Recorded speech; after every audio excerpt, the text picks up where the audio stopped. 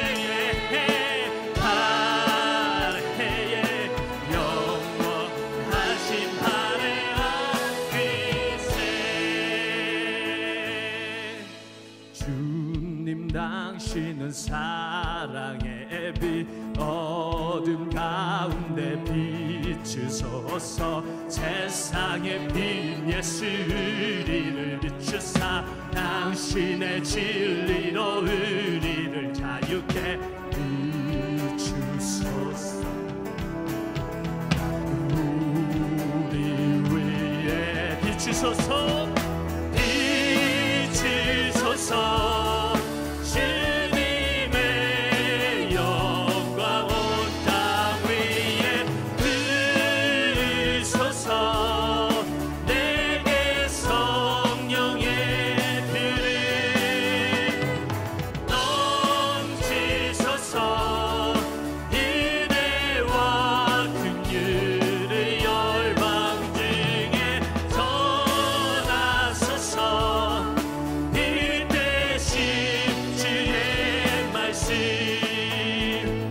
주님 당신은 사랑의 빛 어둠 가운데 비추소서 세상의 빛 예수 우리를 비추사 당신의 진리로 우리를 자유케 비추소서 우리 위에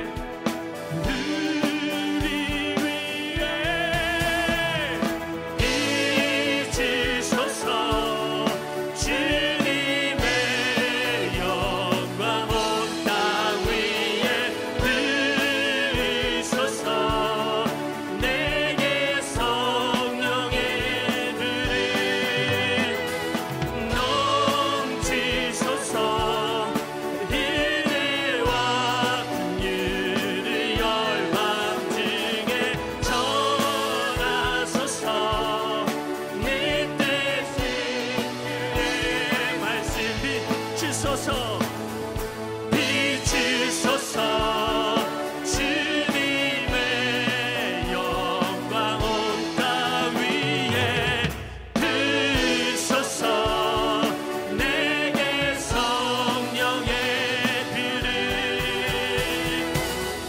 넘치소서 은혜와 긍휼을 열방 중에 전하소서 빛 대신 주의 말씀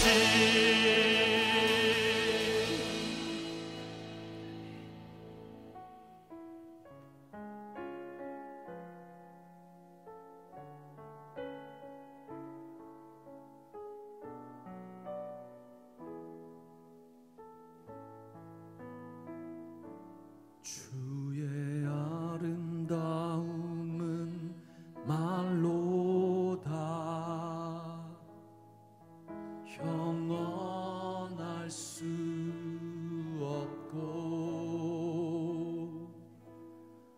주님의 그 놀라우심은 다 표현할 수가 없네 누가 그 지혜를 깨닫고 누가 깊은 사랑 측량할까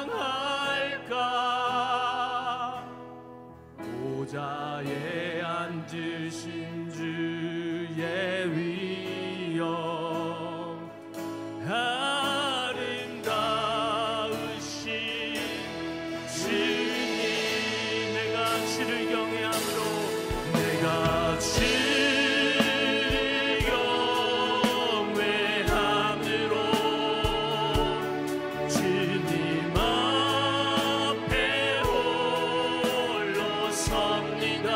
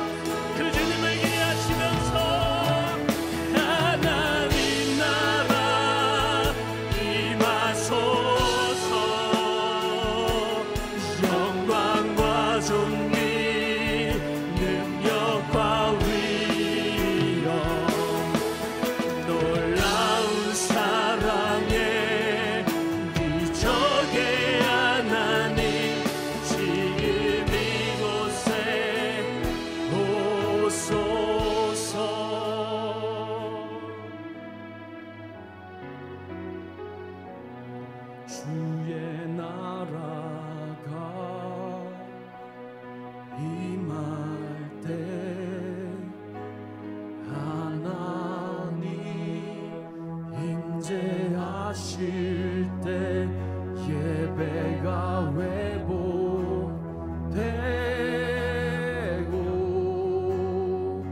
주적은 일어나네.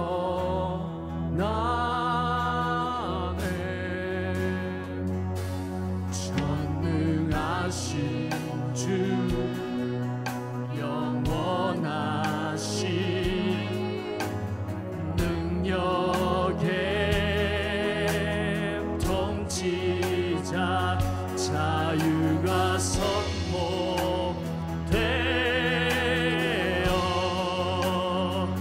주 백성 돌아오네.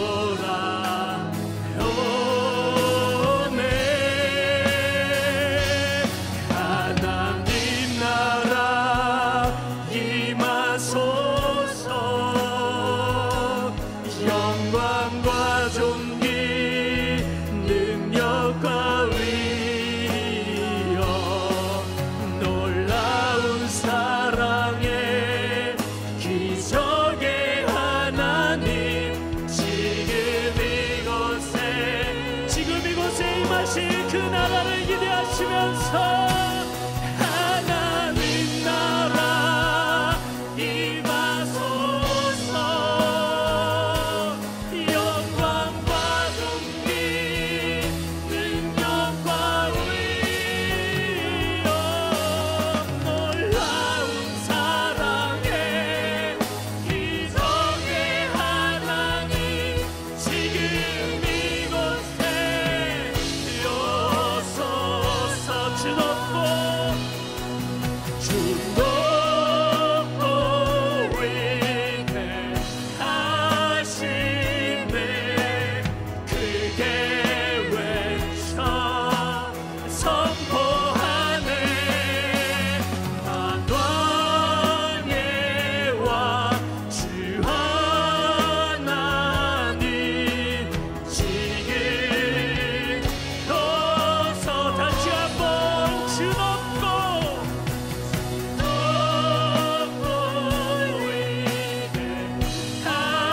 위대하시네. 크게 외쳐 선포하네.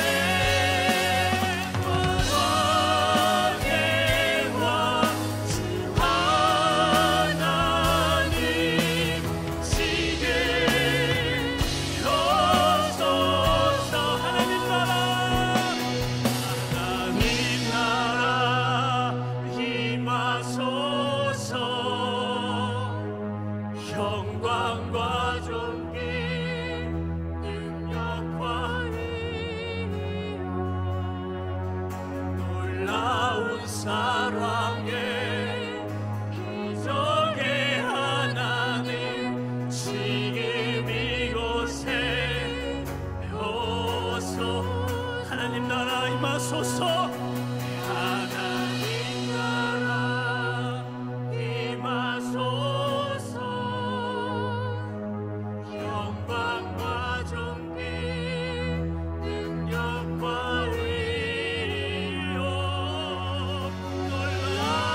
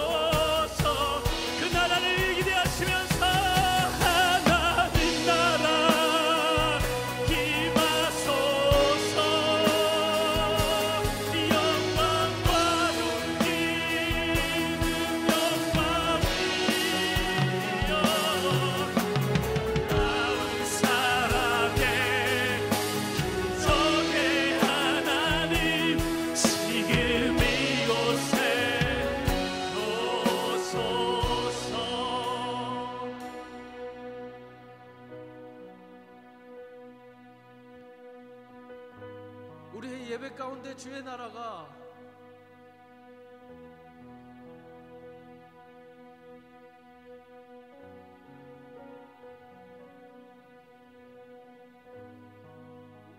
주의 음성을 듣는 것을 기대합니다. 이 시간 우리가 기도하며 나아갈 때 이 예배 가운데 주님, 주의 나라에서 경험할 큰 그 은혜들이 이 시간 우리 가운데 임하게 하여 주시고, 주의 음성이 우리 가운데 들려지게 하시고, 그 말씀으로 우리가 살아갈 수 있도록 우리를 이끌어 주십시오. 그렇게 일하실 그 주님을 기대하시면서, 이 예배 가운데서 일하실 그 주님을 기대하시면서 함께 주님 앞에 기도하며 나아가시겠습니다. 다 같이 기도드리시겠습니다. 주 하나님, 우리가 주님을 기대하며 나아갑니다. 주의 임재를 구하고 주의 나라가 우리의 예배 가운데 이루어지기를 구하며 나아갑니다.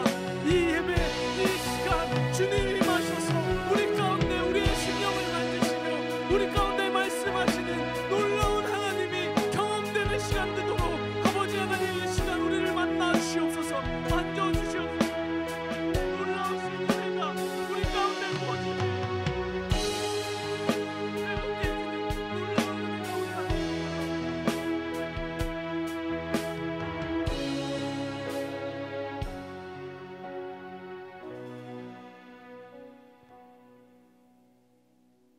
시간 우리 하나님 아빠께 기도합니다. 하나님을 아빠라 부를 수 있어서 참 감사합니다. 우리 마음에 불평과 낙심과 또 실망과 좌절과 여러 마음을 안고 있을 때에도 하나님을 아빠라 부를 수 있어서 얼마나 좋은지 모릅니다. 이 시간, 이 예배 시간에 우리가 하나님을 아빠라 마음껏 부를 수 있도록 우리의 마음을 만져 주시옵소서. 우리의 마음을 억누르고 있던 마음으로부터 우리를 건져주시는 하나님 아빠를 경험할 수 있게 도와주시옵소서. 찬양을 통해서도, 말씀을 통해서도, 또 우리 성도들의 교제를 통해서도 우리 하나님 아빠를 만날 수 있는 오늘 주일 될 수 있도록 도와주시옵소서. 또 하나님, 우리에게 허락하신 여러 가지 사역들을 통해서도 그 하나님 아빠가 우리에게 얼마나 소중한 분이시고 또 이 세상에 얼마나 빛되신 분이시며 영원한 생명 되신 분이시라는 것을 우리에게 주신 사역들을 통해 이 세상에 드러낼 수 있는 우리 자녀들 다 될 수 있도록 하나님 도와주시옵소서. 하나님, 그 사역의 자리에 우리가 모두 세워질 수 있도록 도와주시고 누구 하나 제외됨 없이 그 사역 가운데 귀한 일꾼들로 세워질 수 있도록 자녀에 대한 마음, 그 하나님 아빠의 사랑을 찾아가는 그 마음이 우리 가운데 있게 도와주시옵소서.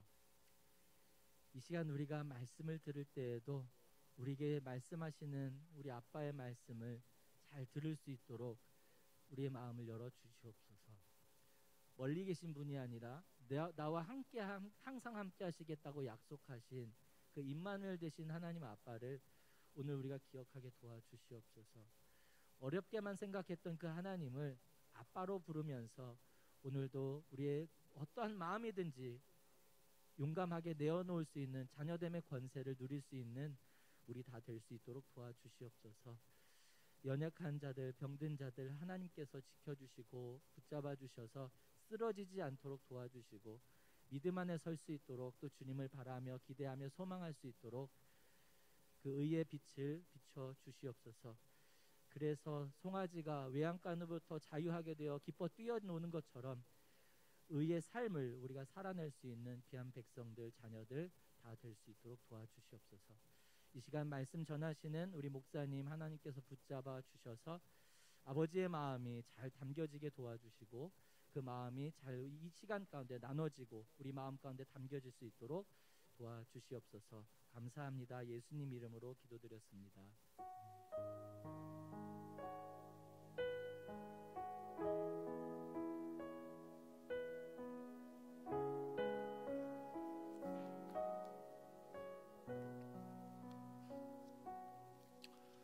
오늘도 귀한 은혜의 자리에 나오신 모든 분들 주님의 이름으로 환영합니다. 우리 전후좌우 돌아오며 인사 나눌까요? 반갑습니다. 사랑합니다. 섬기겠습니다. 네, 감사합니다.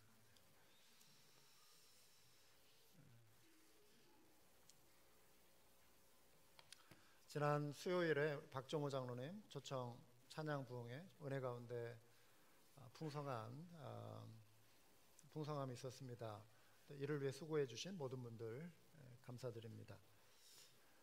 오늘부터 건물 안에서 우리 한마음교회 건물 안에서 마스크 착용을 개인적인 선택 내지는 자율로 변경합니다. 그러니까 리퀘어먼트가 아닙니다. 그래서 여러분 착용하시는 거 착용하지 않는 거 여러분 자유에 맡기도록 하겠습니다.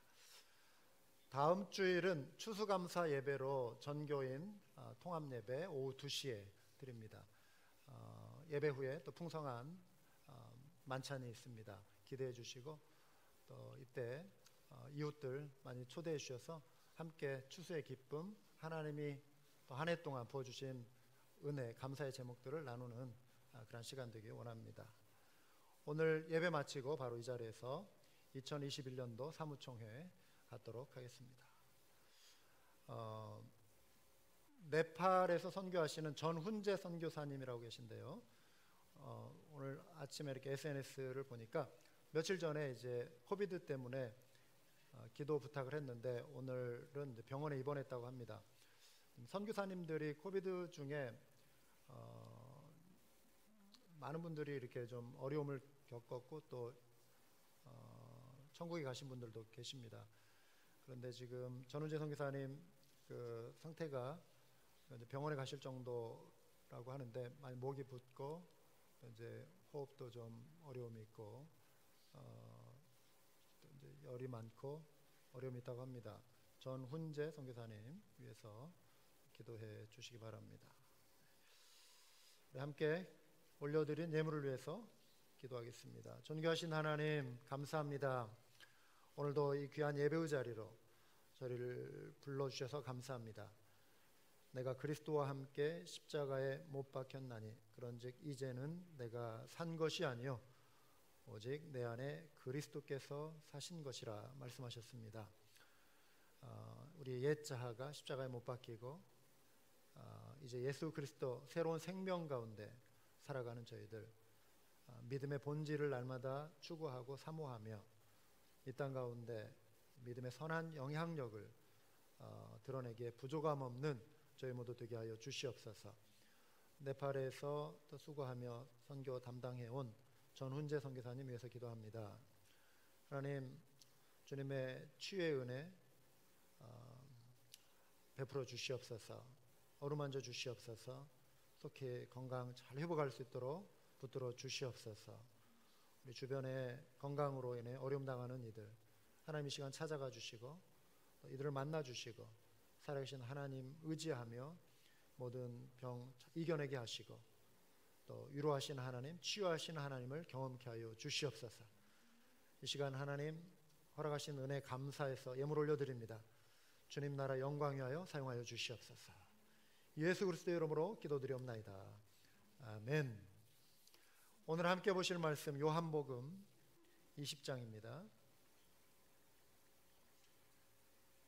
16절에서 20절까지 한 목소리로 같이 읽겠습니다. 요한복음 20장 16절에서 20절 같이 읽습니다.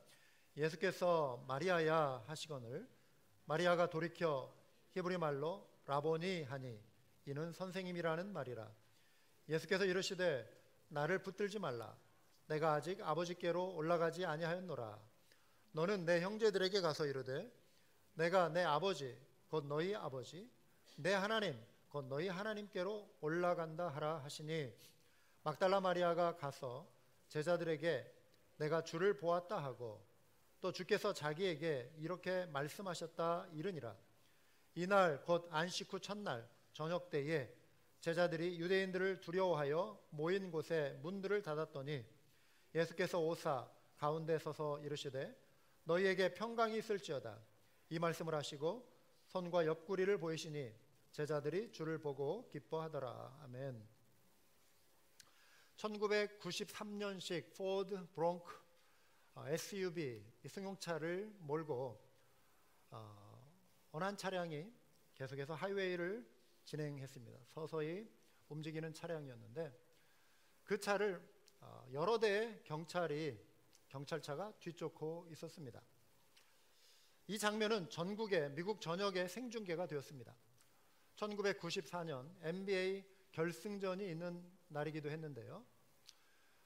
농구 경기보다도 이 생중계로 어느 한 차량을 추격하는 경찰들, 공중에서 헬기로 촬영하는 이 생방송이 더 많은 사람들이 시청한 방송이 되었습니다. 무려 95 밀리언, 9,500만 명이 이 장면을 지켜보았습니다. 그 차량 안에는 자신의 전처와 그녀의 남자친구를 칼로 찔러 살해한 혐의를 받은 전직 미식축구 NFL 스타 O.J. 심슨이 타고 있었습니다. 누가 봐도 그는 틀림없는 범인이었습니다. 왜냐하면 그의 집에서 물증이 하나 나왔습니다. 피 묻은 장갑이었습니다. 심슨은 체포되었고 1995년 10월 3일에 살인죄로 기소되었습니다. 이후 세기의 재판으로 알려진 유명한 재판이 계속해서 열리기 시작했는데요. 그런데 반전이 일어났습니다. 심슨이 막대한 돈을 들여 꾸민 드림팀 변호인단이 노련하게도 경찰 조사의 허점을 찾아내기 시작했습니다. 피 묻은 장갑을 검식하는 과정의 불법성도 문제를 삼았습니다. LA 경찰국이 조직적인 인종차별을 했다고 몰아붙였습니다. 그리고 심슨은 무죄로 석방이 되었습니다. 어떤 사건의 실체나 사실 여부를 가리기 위해서 우리가 재판을 하는데 거기에 증인이 필요하고 또 증거가 필요한 것이죠. 형사소송에서는 증거재판주의 원칙이라고 하는 것이 있습니다. 예수님이 부활하셨느냐 아니면 이것이 거짓이냐 사실이냐 이것을 가리는 데 있어서도 증거라고 하는 것, 증인이라고 하는 것은 굉장히 중요한 역할을 하는 것이죠. 예수님의 부활은 기독교 신앙의 존립을 결정짓는 것입니다. 부활이 없다면 우리의 신앙은 아무것도 아닌 것이 되는 거예요. 사도 바울이 이렇게 말씀했습니다. 그리스도께서 다시 살아나신 일이 없으면, 부활이 없으면 너희의 믿음도 헛되다. 우리가 이곳에 이렇게 모여서 하는 거 헛짓하는 것이다, 이것이에요. 너희가 여전히 죄 가운데 있을 것이요 또한 그리스도 안에서 잠자는 자도 망하였으리니 만일 그리스도 안에서 우리가 바라는 것이 다만 이 세상의 삶뿐이면 모든 사람 가운데 우리가 더욱 불쌍한 자이러라 이렇게 말씀했습니다. 자, 부활이 사실이냐 거짓이냐 이거를 가리려면 증거가 필요하고 증인이 필요한데 이 증인의 역할이 부활의 역사성과 사실성을 증거하는데 너무나도 중요함에도 불구하고 복음서는 너무나도 불리한 증거를 포함하고 있습니다. 그것은 바로 여성들의 증언이었습니다. 아니, 어떻게 여성들의 증언이 불리할 수 있는가? 복음서가 쓰여진 당시 팔레스틴 지역의 문화는 여성들을 비하하는 문화였습니다. 남존 여비 사상이 굉장히 강했던 분위기였습니다. 랍비의 격언들을 보면 이런 내용이 있습니다. 율법의 말씀을 여자들에게 전해줄 바에는 차라리 율법을 불태워버려라. 아들들을 자녀로 가진 사람은 복이 있느니라. 그러나 화있을진저 딸을 자녀로 둔 자들이여. 요즘 같으면 큰일 날 말이죠. 한마디로 여성의 증언은 무익한 것으로 여겨졌고 유대 법정에서 법적인 증인, 증거로 채택조차 하지 않는 것이었습니다. 그런데 부활, 기독교의 생명력을 좌우할 수 있는 이 중요한 증인으로서 채택한, 사용한 그 증인들이 여성들이었다라고 하는 거예요. 왜 이렇게 불리한 증거를, 이 중요한 사실을 증명하는 데 사용한 것이었을까요? 이유는 한 가지예요. 부활이 사실이었기 때문에 그래요. 있는 그대로, 목격자들의 있는 그대로 사실, 그 사실만을 전달하려고 했기 때문에 그런 것입니다. 그래서 오히려 이 어설픈 증언들이, 증거 자료가 부활의 신빙성을 역설적으로 더해 준다라고 하는 것입니다. 오늘 본문에 등장하고 있는 그 여인이 막달라 마리아입니다. 막달라 출신의 마리아라고 하는 뜻이에요. 막달라라고 하는 실제 마을이 있어요. 갈릴리 호수에 인접해 있는 근접한 마을입니다. 마리아가 부활하신 예수님을 만난 때는 안식 후 첫날 새벽이었습니다. 마리아 외에도 다른 복음서에 보면 무덤에 함께 찾아간 여인들의 이름이 언급되는데요. 살로메, 요한나, 야고보의 어머니 마리아, 이런 여인들이 있었습니다. 왜 무덤에 찾아갔죠? 유대인의 관습으로 죽은 시체에 향유를 붓는 것이 있었습니다. 예수님의 시체에 향유를 붓기 위해 향유병을 들고 동이 트기 전 깜깜한 새벽에 예수님의 무덤을 여인들이 찾아갔던 것입니다. 요한복음 20장의 내용들을 주의 깊게 읽다 보면 여러 가지 부활의 증거들이 나오고 있습니다. 첫 번째 증거는 돌이 무덤에서 옮겨진 거예요. 두 번째 증거는 그곳에 있어야 할 예수님의 시체가 사라져버린 것입니다. 빈 무덤은 부활의 너무나도 강력한 증거입니다. 군병들이 밤새 무덤을 지켰습니다. 보초를 섰습니다. 누가 시체를 훔쳐갈 수 없는 상황이에요. 빌라도의 임봉이 찍혔습니다. 빌라도는 로마 황제를 대신해서 팔레스틴 그 지역을 통치하는 가버너예요. 텍사스도 가버너가 최고의 권력을 가진 자예요. 가버너의 허락 없이 허락 한마디에 되어지는 일이 있고 되어질 수 없는 일들이 있어요. 빌라도의 임봉을 붙였다라고 하는 것은 빌라도의 허락 없이는 그 무덤을 어느 누구도 함부로 열 수가 없어요. 이렇게 이중장치가 되어 있음에도 불구하고 돌이 옮겨졌고 시체가 사라져버린 것입니다. 예수님의 시체에 가장 큰 관심이 있었다면, 관심을 가질 사람들이 있다면 아무래도 예수님의 최측근인 제자들이었겠죠. 그런데 제자들이 무슨 수로 군병들이 지키고 있는, 보초서고 있는 그곳에 굳이 와서 무리해가면서 예수님의 시체를 훔쳐갈 이유가 없어요. 다른 데로 옮겨놓을 이유가 없고요. 또 이들은 겁쟁이였습니다. 붙잡히시던 날 밤에 다 도망쳤어요. 예수님이 부활하셨다라고 하는 소문이 퍼지자 예루살렘에 소동이 일어났죠. 이곳저곳에서 막 소문들이 일어나고 그러자 유대 종교 지도자들이 제일 불리하게 되고 빌라도도 곤혹스럽게 됐겠죠. 이 소동을 잠재울 수 있는 방법이 있다면 한 가지예요.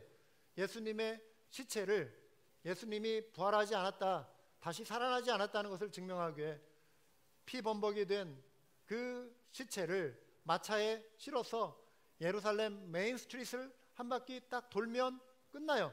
예수 죽었지 않느냐? 그런데 그들은 그 시체를 찾을 수가 없었습니다. 왜 그렇죠? 예수님이 부활하시기 때문에 그런 것입니다. 마리아는 누군가, 그런데 이 상황 속에서 예수님의 시체를 다른 곳으로 누군가 옮겨갔다, 이렇게 생각을 했습니다. 당혹스러운 마음으로 마리아는 곧장 베드로와 또 다른 제자라고 소개된 그 사도 요한, 이 제자들에게 달려갔습니다. 이렇게 말합니다. 사람들이 주님을 무덤에서 가져다가 어디에 두었는지 우리가 알지 못하겠다, 이렇게 말했습니다. 우리라고 하는 것은 마리아와 또 다른 여인들을 의미하는 것이죠. 깜짝 놀란 두 제자가 무덤을 향해 달려가기 시작했습니다. 베드로가 앞서고 요한이 뒤섰는데 젊은 요한이 베드로를 따라잡아서 먼저 무덤에 도착했습니다. 몸을 굽으려 무덤 안을 이렇게 들여다보니 희미하게 예수님의 그 시체를 감쌌던 피 묻은 세마포가 한쪽에 이렇게 개켜 놓여 있는 것입니다. 늦게 도착한 베드로가 가서 또 살펴보니 베드로의 눈에는 예수님의 얼굴 부위를 감쌌던 수건이 또 그 자리에 놓여 있었습니다. 세마포, 수건, 이것도 예수님의 부활의 증거들입니다. 예수님, 살아계신 예수님에게 세마포나 수건은 더 이상 필요가 없는 것이죠. 이 상황을 살핀 제자들은 마리아의 말이 사실이었다라고 하는 것을 믿게 되었습니다. 그런데 그들은 여전히 예수님이 공생의 기간 동안에 고난당하시고 죽으시고 사흘 만에 살아나실 것을 누누이 말씀하셨음에도 불구하고 이 상황을 예수님의 부활로 아직 연결을 시키지 못하는 거예요. 단지 예수님의 시체가 마리아의 말처럼 사라졌다, 이 정도의 생각 속에 머물러 있었고, 무척 혼란스러운 마음, 풀리지 않는 이 수수께끼의 이 마음을 품고 허탈하게 자기들의 집으로 돌아갔습니다. 마리아는 그런데 여전히 무덤가에 머물러서 슬픔을 달래며 속상해서 울고 있었어요. 누가 도대체 우리 주님의 시체를 어디에 옮겼단 말인가 속상했어요. 울면서 다시 무덤을 향하여 고개를 돌려서 살펴봤는데, 뜻밖의 그곳에 흰옷 입은 두 천사가 예수님의 시체를 누였던 그곳에 머리맡에 발끝에 그 위치에 서 있는 것을 마리아가 보게 된 거예요. 천사가 5번째 증거로 출현하고 있습니다. 천사를 보고 깜짝 놀라 마리아가 벌벌 떨었더라, 이런 표현은 이 상황에, 요한복음의 이 상황에는 없어요. 왜 그럴까요? 그 이유는 요한복음에서는 천사라고 표현되어 있지만 마가복음에서는 흰옷 입은 한 청년으로 묘사하고 있습니다. 그러니까 천사가 빛나는 화려한 광채의 모양으로 초자연적인 어떤 그런 모습으로 나타난 것이 아니라 평범한 한 청년의 모습으로 천사가 나타났기 때문에 마리아가 그렇게 막 놀라 나자빠지는 그러한 장면은 묘사가 되어 있지 않습니다. 그런데 그 청년이 마가복음 16장에 보면 그는 무덤에 더 이상 계시지 아니하고 살아나셨다라고 하는 부활의 소식을 전해줍니다. 천사가 부활의 증인의 역할로 나서고 있는 것이죠. 천사들이 막달라 마리아에게 묻습니다. 여자여, 어찌하여 오느냐? 슬픔 가운데 차분한 목소리로 마리아가 대답합니다. 사람들이 내 주님을 옮겨다가 어디에 두었는지 내가 알지 못하겠습니다. 자, 부활의 증거를 제가 쭉 말씀드렸습니다. 여러 가지가 있어요. 그런데 여전히 막달라 마리아나 제자들은 예수님이 부활하셨다라고 하는 이 사실을 깨닫지 못하고 있습니다. 여러분, 이 시대도 마찬가지입니다. 예수님이 부활하셨다라고 하는 믿을 수밖에 없는 역사적인 사실, 증거들이 있음에도 불구하고 이 시대의 많은 사람들이 예수님의 부활 소식을 들었음에도 불구하고 이거를 진지하게 생각하지 아니하고 이 부활이 던져주는 이 의미가 무엇인가에 대해서 자신들의 삶과 연결시키지 않은 채 살아갑니다. 믿지 아니하고 살아갑니다. 부활은 부활이고 내 삶은 내 삶이고 나와 상관없는 것처럼, 아무리 이스터 셀리브레이션이 있고 부활절 전 세계 기독교와 조금이라도 닿아 있는 그런 문화권이라면 부활절에 대해서 안 들어본 사람들이 어디 있겠습니까? 그러나 들은 숫자만큼 믿음으로 반응하는 것이 아니라고 하는 것이죠. 앞서 소개해드린 대로 부활의 증거는 많습니다. 이 외에도 많이 있죠. 사도들이, 그 겁쟁이였던 사도들이 담대하게 변화되었죠. 담대한 복음 증거자들로 변화되었습니다. 죽으면 죽으리라 나섰습니다. 교회가 시작이 됐습니다. 교회는 하나님의 신비예요. 기적이에요. 교회가 존재한다라고 하는 그 자체가, 초대교회의 그 핍박의 상황에서 교회가 존재할 수 있고 시작될 수 있다라고 하는 그 자체가 다른 무엇으로 설명되지 않습니다. 예수 그리스도의 부활로밖에는 설명될 수 없어요. 그 정황 속에서 의심하던 제자 도마가 믿는 자가 되었습니다. 핍박자 청년 사울이 바울이 되었습니다. 이러한 변화가 어떻게 가능한 것이죠? 부활 때문이라고 하는 것입니다. 예수 그리스도의 부활 때문인 거예요. 혹시 여러분 이 자리에 교회 생활 오래 하셨음에도 불구하고 다른 거 성경에 이런저런 내 마음에 다가오는 감동 있는 말씀은 좋지만 여전히 어떻게 죽은 자가 살아날 수 있단 말이냐, 예수라 할지라도 그거는 하나의 환영에 불과하고 사람들의 거짓 소문이 변화되어서 그를 사랑하는 마음이 너무나도 컸던 나머지 제자들이 꾸며낸 이야기가 신화가 되고 그게 종교가 된 것이지 어떻게 죽은 자가 살아날 수 있단 말이냐, 이 생각을 가지고 계신 분들이 혹시 있습니까? 나는 부활을 믿지 못한다, 이런 분이 혹시 안 계십니까? 부활을 의심하는 자들은 어떻게 믿음을 가질 수 있는 것일까요? 이어지는 이야기를 계속 따라가 보겠습니다. 마리아가 여전히 예수님의 부활을 깨닫지 못하고 슬픔 속에 있을 때 예수님이 뒤에서 갑자기 나타나셨습니다. 마리아는 그 예수님을 알아보지 못했어요. 예수님을 등지고 고개를 숙인 채 슬피 울고 있었기 때문일 수도 있고, 그래서 눈물이 앞을 가려서 시야가 흐려졌기 때문에 예수님을 못 알아봤을 수도 있고요. 인기척에 살짝 한두 번 돌려봤을 수도 있겠지만 뒤에 있는 이가 예수님인지 모르고 있었어요. 어쩌면 완전히 날이 밝아지지 않은 그러한 어둠이 여전히 깃든 상태였기 때문에 그 형체를 봐서 예수님인지 몰랐을 수 있습니다. 무엇보다도 영적인 무지함 때문일 수도 있습니다. 아무튼 마리아는 예수님을 알아보지 못하고 있었어요. 그때 예수님이 마리아에게 질문합니다. 여자여, 어찌하여 울며 누구를 찾느냐? 마리아는 질문하는 사람이 동산을 관리하는 그런 동산지기인 줄 알았습니다. 주여, 당신이 옮겼거든 어디에 두었는지 내게 이르소서. 주여, 이 말은 주님 할 때 쓰는 그런 주님이 아니라 남성들 향한 존칭어입니다. Sir, 이런 뜻입니다. 예수님이 Mary 이렇게 합니다. 마리아야, Hey Mary. 예수님이 마리아의 이름을 부르시는 거예요. 돌이켜보니 예수님이 계신 거예요. 예수님이셨어요. 놀라움과 반가움으로 라보니 이렇게 부른 거예요. 평소 막달라 마리아가 예수님을 그렇게 불렀던 것 같아요.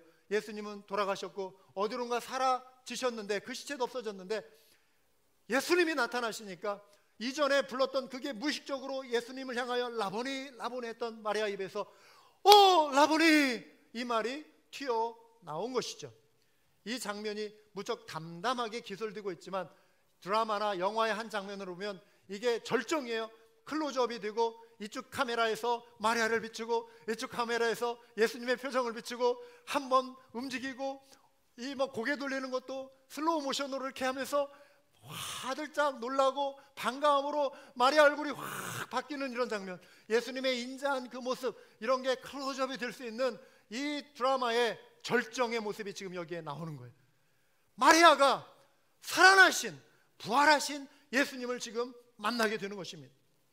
여러분, 부활에 여러 가지 증거가 있음에도 불구하고 여전히 깨닫지 못하고 있던 마리아가 부활하신 예수님을 믿게 된 결정적인 이유가 여기에 나오는 거예요.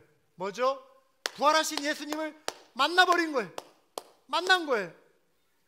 자기 눈으로 직접 목격했기 때문에 이거는 더 이상 부인할 수 없는 사실이 된 거예요. 이거를 우리는 이 시대의 체험적 신앙이라고 합니다. 따라서 해볼까요? 체험적 신앙. 여러분, 믿음 없던 자가 그리고 기독교를 박해하던 사람들이 순간적으로 믿는 자들로 변화되는 거 어떻게 달리 말로 설명할 수가 없어요. 하나님을 만났기 때문에 그런 거예요.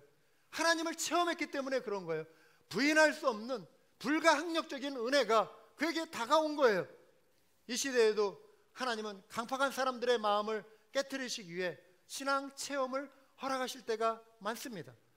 예수님을 실제로 만나는 거, 그걸 의미하는 것이 아니라 여러 가지 형태로 하나님을 경험하는 그런 일들이 일어나죠. 물론 무슬림권에서 꿈을 통해 예수님을 보게 되는 경우들이 굉장히 많아요. 그래서 이들이 마음을 열고 선교사들을 만나게 되고 성경책을 받고 믿음이 생기는 그러한 일들이 하나님이 이루어 가시는, 하나님만이 하실 수 있는 그러한 일들이 무슬림권에 많이 일어납니다. 이런 것도 체험이죠. 여러 가지가 있습니다. 못 고칠 질병에서 나음받는 것, 기도했는데 정말 풀리지 않을 것 같았던 일들이 기적처럼 기도 응답으로 이루어지는 것, 체험이에요. 하나님의 은혜가 내 속에 와 닿는 순간 그것을 여러분, 나는 운이 좋았어, 이렇게 하지 마시기 바랍니다. 사랑하는 여러분, 하나님의 은혜입니다. 하나님이 하셨습니다. 고백할 수 있는 우리 모두가 되어야 할 줄 압니다. 운이 좋았다, 이거는 우리 믿기 전에 그냥 세상적인 표현이에요. 그러나 모든 것을 주관하시는 분은 하나님이세요. 하나님의 은혜, 하나님이 하셨습니다. 기적을 행하십니다, 이 시대에도. 사랑하는 여러분, 그래서 어떤 사람들은 정말 이 예수님을 만나서 변화되는 거예요. 응답받고, 그리고 예배나 부흥이나 수련회 때 성령이 임하여 마음이 뜨거워지고 말씀이 믿어지는 은혜가 있는 거예요. 일부 예배 마치고 우리 비전 트립을 했는데 오늘 3분 여기 학생들 비전 트립을 할 때 한 분이 그랬어요. 모태신앙으로 자랐지만 믿음이 없었는데 수련회 가가지고 하루 이틀 사흘 이렇게 지나는데 어느 순간 막 말씀이 나에게 확 와 닿으면서 믿어지는 은혜가 생겼다는 거예요. 그 이후로 삶이 변하다. 하나님이 만나 주시는 거예요. 찾아와 주시는 것입니다. 믿고 싶은데 믿어지지 않는 분들도 있어요. 믿고 싶은데 믿음이 안 생긴다. 찾으세요. 하나님을 간절히 찾으시기 바랍니다. 하나님 저를 만나 주십시오. 하나님 저에게 찾아와 주십시오. 응답하십니다. 체험케 하십니다. 하나님을 만나는 은혜를 허락해달라고 간절히 구하시기 바랍니다. 간절히 찾는 자를 하나님이 만나 주심을 믿으시기 바랍니다. 예수님을 보고 놀란 막달라 마리아에게 예수님이 말씀하셨어요. 나를 붙들지 말라. 내가 아직 아버지께로 올라가지 아니하였노라. 너는 내 형제들에게 가서 이르되 내가 내 아버지 곧 너희 아버지 내 하나님 곧 너희 하나님께로 올라간다 하라 하시니. 마리아가 급하게 제자들을 향하여 또 달려갔습니다. 달려갔어요. 부활절에 가장 바쁘게 움직인 사람이 이 막달라 마리아. 죄송합니다. 막달려 마리아. 막달라 마리아가 제자들은 새벽에 일어난 이 일로 인해 지금 무척 혼란스럽고 마음이 힘들었어요. 도대체 무슨 일이 일어났는가? 우리 좀 모여서 이야기 좀 해보자. 베드로, 안드레, 야고보, 요한 이런 여러 사람들이 같이 모여가지고 한 공간 안에 이렇게 모여 있었어요. 마리아가 제자들에게 찾아와서 말을 하는 거예요. 내가 주를 보았다. 시체를 찾았다 이게 아니라 살아나신 주를 보았다 이거예요. 부활하신 주를 보았다. 그리고 예수님이 전달하라고 하신 그 말씀을 전해 주었죠. 아버지께로 올라가신다고 말씀하셨어. 내가 내 아버지 곧 너희 아버지 내 하나님 곧 너희 하나님께로 올라간다 하라 이런 말씀하셨습니다. 제자들은 사흘 전에 예수님이 못 박혀 돌아가실 때 십자가에 못 박으셔서 외쳤던 그 고함친 유대인들의 그 살벌한 분위기를 또렷이 기억하고 있었습니다. 자신들도 혹시 해를 당하지 않을까 싶어서 겁에 질려서 무서워서 두려워서 문을 꼭꼭 닫아두고 있었습니다. 제자들의 마음에 지배하는 거 두려움이었죠. 그런데 이 제자들 앞에 또 예수님이 나타나신 거예요. 문을 닫았다라고 하는 표현이 나와요. 여러 가지 묘사들을 할 수 있어요. 지붕은 무슨 색깔이었다, 벽은 어떤 모양의 벽이었다, 아니면은 바닥의 넓이가 여러 사람 앉을 그런 넓이였다, 이런 거 쓸 수도 있어요. 그런데 그런 내용이 없이 문을 닫아두었다 이런 표현만 나와요. 그들이 모인 그 환경, 두려움 때문에 문을 닫아두었어요. 또 하나는 닫아두었는데 예수님이 나타나셨다. 부활하신 예수님이 이전에 공생의 시절에는 공간과 시간의 지배를 받으셨어요. 완전한 인간으로 오셨기 때문에 예수님은 그 전에는 벽을 통과하실 수가 없었죠. 부활하신 후에는 놀랍게도 신비한 부활체로 변화가 되어서 드시기도 하셨고 40일 동안 머무르시면서 드시기도 하셨고 음성으로 이 성대에서 나오는 목소리로 말씀도 하셨고 이 육체를 가지고 계셨는데 놀랍게도 순간 이동이 가능하고 벽을 뚫고도 나타나실 수 있는 신비한 부활체로 변화되신 거예요. 문을 닫아두었다라고 하는 것은 예수 그리스도의 부활을 또 입증하는 하나의 증거가 되는 거예요. 부활하신 예수님이 나타나셨습니다. 첫 인사로 예수님이 이런 말씀을 하시죠. 너희에게 평강이 있을지어다. 이거는 성경에 이렇게 한글로 이렇게 잘 점잖하게 표현되어 있는데 안녕 이런 말이에요. 안녕하십니까? 안녕 이런 말이에요. 제자들에게 헬라어로 에이레네. 전쟁이 막 소용돌이 치고 폭탄 떨어지고 총알이 날아다니며 얼마나 불안하고 겁에 질리는 그런 환경입니까? 포성이 멎고 전쟁이 종식되었을 때 고요한 평화, 에이레네, 너에게 이러한 평안이 있기 원한다. 번역이 되어서 에이레네이죠. 샬롬 이렇게 말씀하셨을 거예요. 샬롬, 안식이에요. 더 이상 불안과 걱정, 염려, 근심, 삶의 압박감, 두려움에서 해방된 잔잔한 평안, 안식이 너에게 있기를 원한다. 샬롬. 우리 옆에 분에게, 전후좌우분에게 한번 앞뒤로 말씀해 볼까? 샬롬, 샬롬, 샬롬. 평강입니다. 우리가 안녕 하는 거예요. 안녕. 밤새 안녕하셨습니까? 예? 또 난리를 많이 겪은 우리 민족이라 밤새 일이 많거든요. 밤새 안녕하셨습니까? 별일 없으셨습니까? 무난 인사예요. 고마운 인사죠. 안녕하는 거 중요해요. 안녕. 그런데 두려워하던 제자들에게 예수님의 이 안녕은 특별한 의미로 다가왔죠. 예수님은 이 땅에 평강의 왕으로 오셨습니다. 아멘. 잡히시기 전에도 평화를 약속하셨어요. 요한복음 16장 33절에 이것을 너희에게 이르는 것은 너희로 내 안에서 평안을 누리게 하려 함이라. 세상에서는 너희가 환난을 당하나 담대하라. 내가 세상을 이겼노라. 여러분, 우리는 말씀의 사람들입니다. 할렐루야. 말씀을 주장하는 사람들이에요. 말씀을 붙들고 말씀이 우리 영혼의 앵커, 닷줄이 되어야 돼요. 그래서 이 말씀, 이런 말씀들을 여러분 붙들고 사시길 바라요.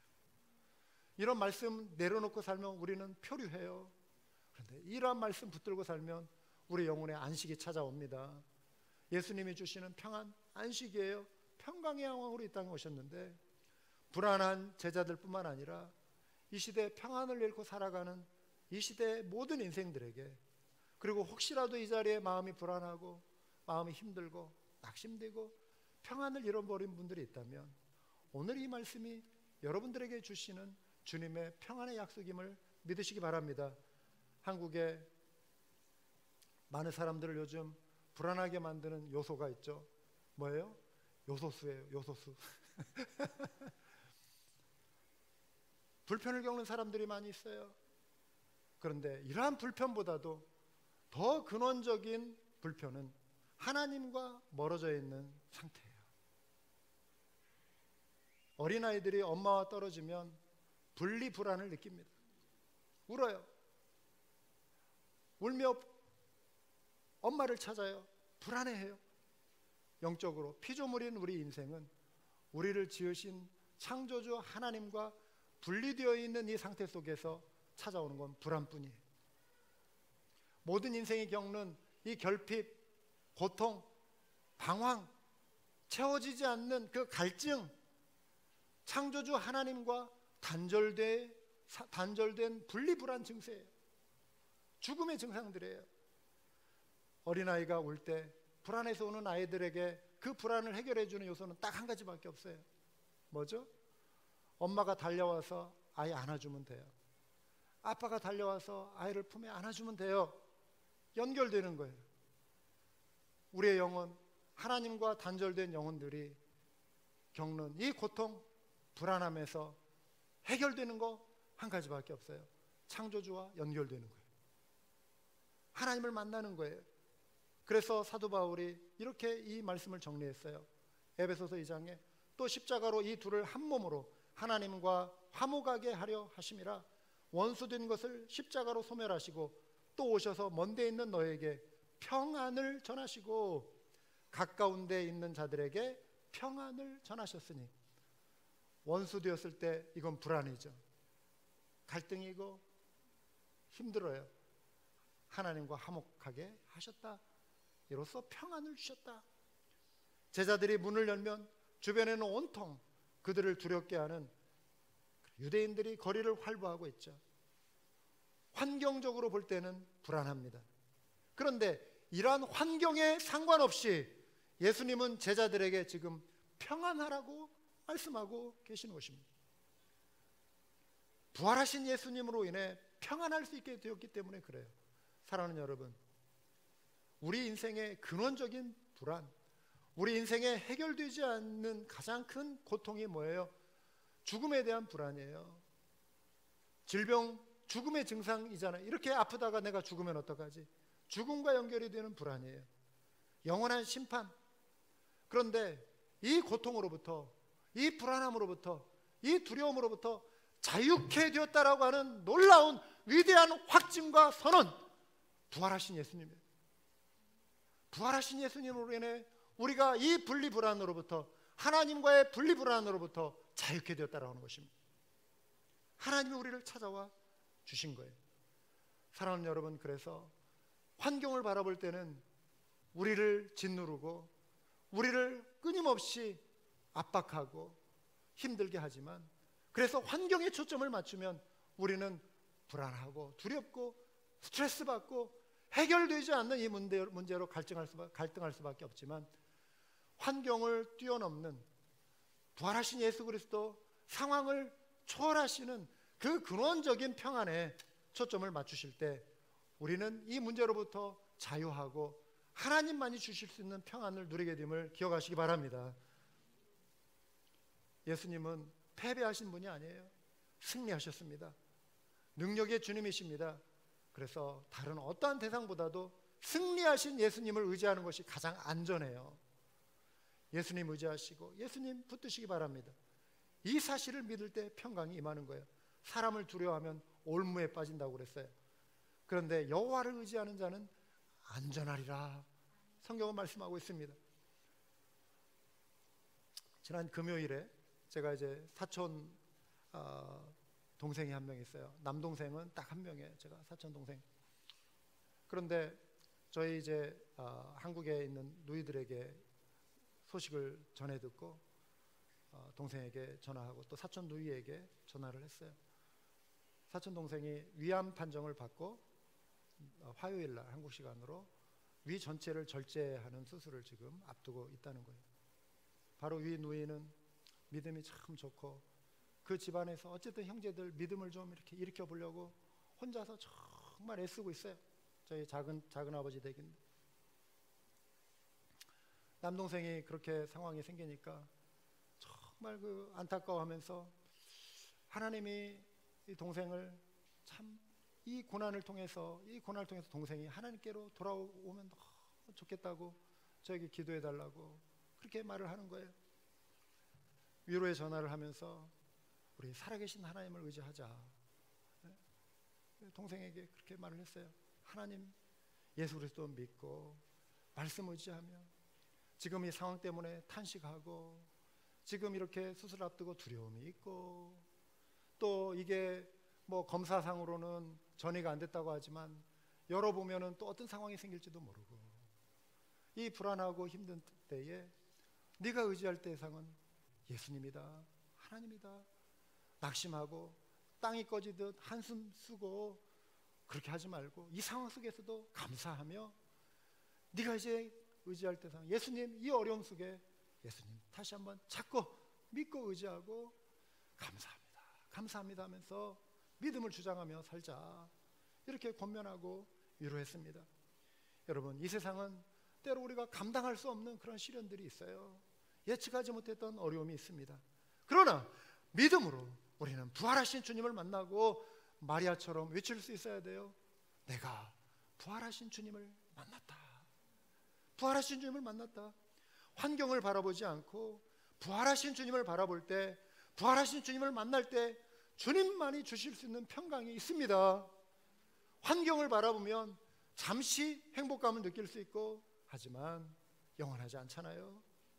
부활하신 주님을 만난 제자들은 기뻐했다고 성경이 말씀하고 있어요. 죽으신 주님이 살아서 그들 앞에 나타나서 반가움 때문에 기뻐한 것도 있지만 여기에 이 기쁨 또한 근원적인 기쁨과 관계가 있어요.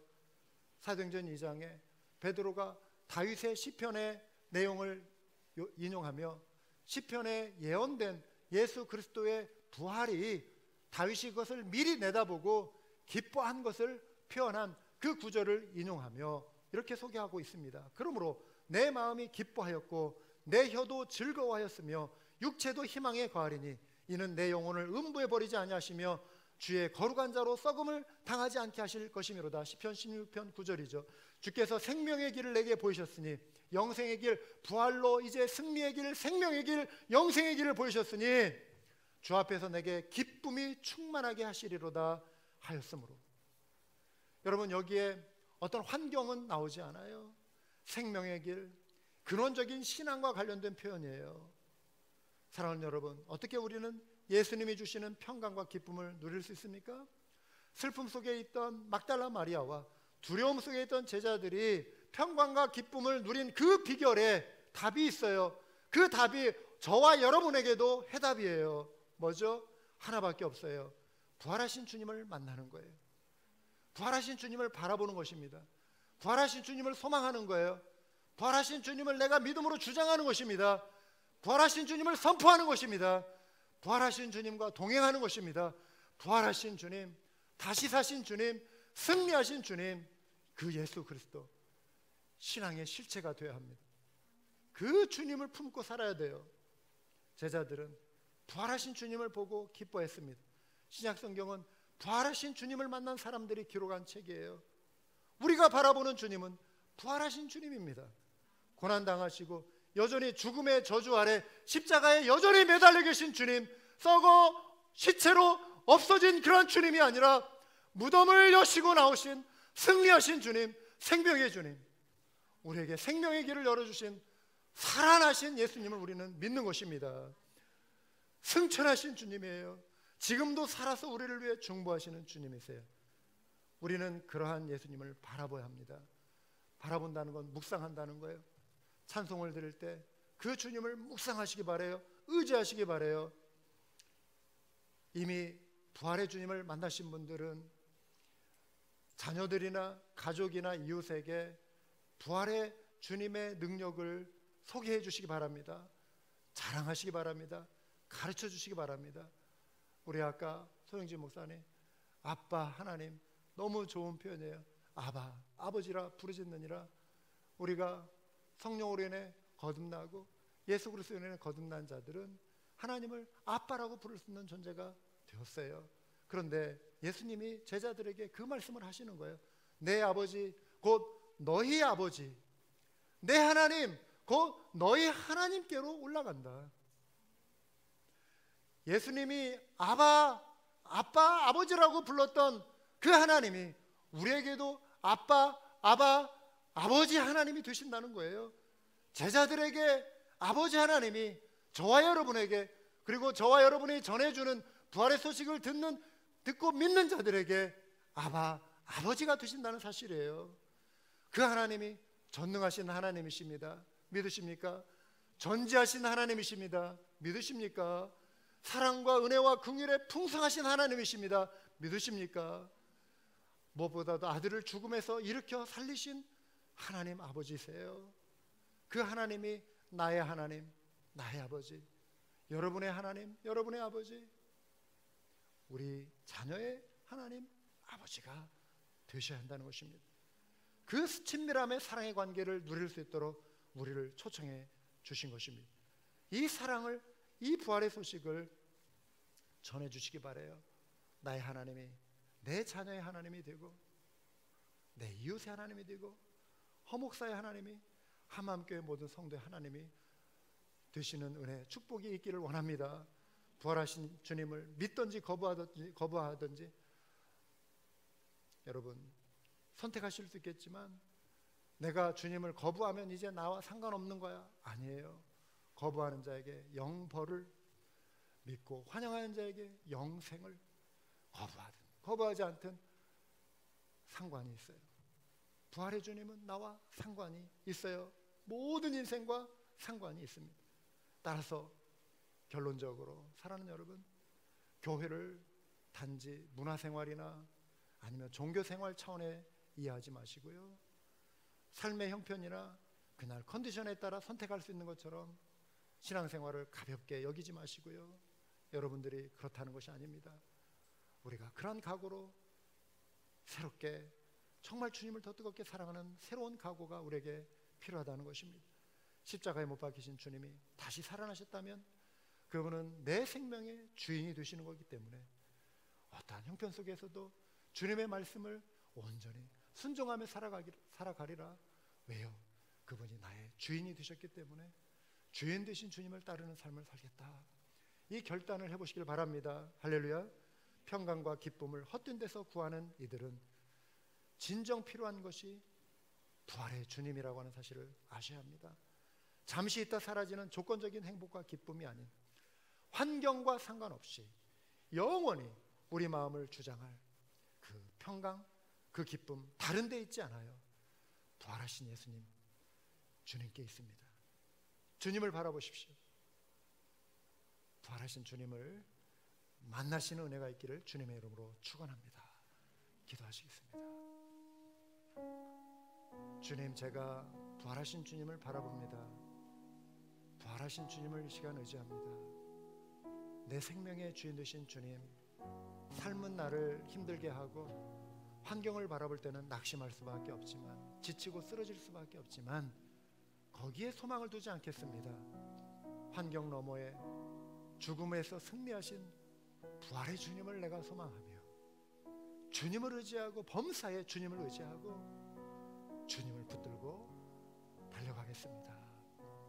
부활의 신앙으로 다시 한번 무장하는 그 결단을 기도로 담아 통성으로 기도하시겠습니다. 오 하나님 아버지, 감사합니다. 부활의 주님, 죽음에서 생명으로 아들을 이끌어주신 하나님의 위대하신 능력을 찬양합니다. 부활의 주님으로 하나님을 나의 아버지라 부를 수 있는 놀라운 특권 주신 것 감사합니다. 우리를 승리케 하시고 우리를 인도하신 주님 감사합니다. 부활의 주님을 의지합니다.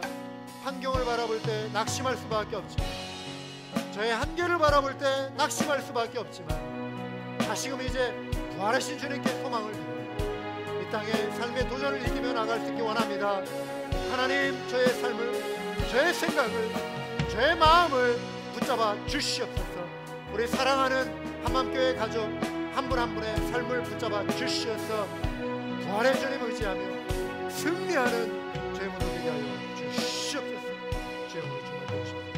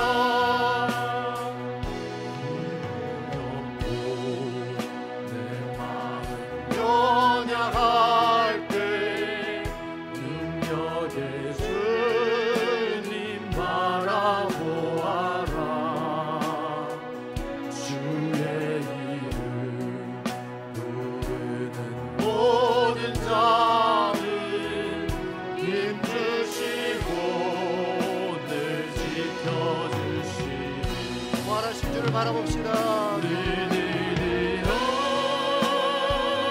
주를 보러 내 모든 염려 주께 맡겨라.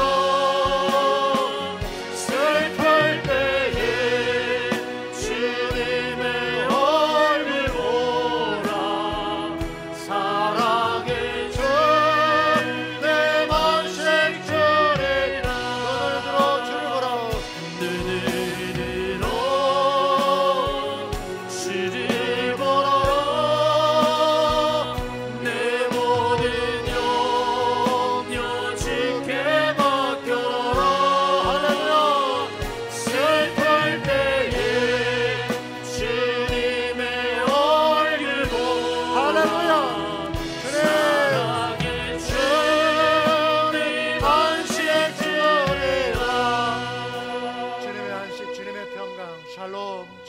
평강, 주님의 안녕, 주님의 안식, 하나님, 주님의 안식을, 주님의 평강을 이 자리에 내려 주옵소서. 각 사람의 심령에 충만하게 이 시간 내려 주시옵소서. 세상에 줄 수 없는 평안, 세상에서 찾을 수 없는 주님만이 주실 수 있는 그 기쁨으로 우리의 심령 깊숙이 흘러넘치게 하여 주시옵소서. 이제는 죽으시고 부활하신 우리 주 예수 그리스도의 놀라우신 은혜와 평강의 주님을 이 땅에 보내주시고 고난당하게 하시고 살려내신 아버지 하나님의 극진하신 은혜, 평안의 기쁨, 적용되어 능력 있는 삶 살아가도록 도와주시는 성령님의 동행하심과 역사하심이 이 자리에 있는 한 분 한 분 각 가정에, 오늘 참여하지 못한 우리 사랑하는 한마음교회 가족들, 주님을 앙망하는 모든 이들 위해 영원토록 함께 하시기를 주 예수 그리스도의 이름으로 간절히 축원하옵나이다. 아멘.